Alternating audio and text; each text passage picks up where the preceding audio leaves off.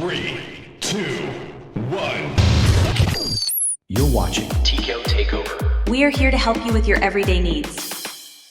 In this guide, I'll show you how to fix it when your game voice chat and mic's not working in Marvel Rivals on PC. So the first thing you want to do is press the Windows key on your keyboard, and we're going to be right-clicking on the sound icon in the bottom right corner, and we're going to go to Sound Settings. Now once you're on this page, you want to scroll down a little bit to Input, and this is going to show all of the microphones available on your PC.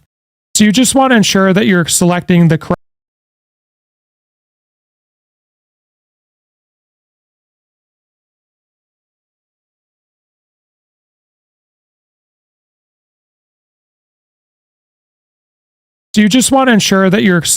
correct microphone. And if you scroll down a little bit, you can always pair a new input device. So if you don't see your mic up here, you can add a new one.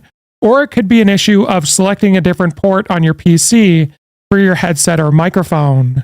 Now, if you scroll down a little bit, you'll see volume right here, and you just want to make sure this is moving, indicating that your mic's working. So now that your microphone's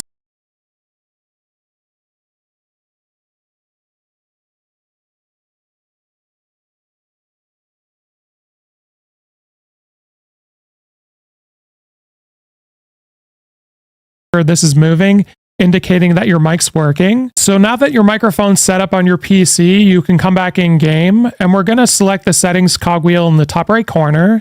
And from here, we're going to go to settings. Then you want to select the audio tab at the top and audio. And under the volume settings, just make sure the master volume's turned up.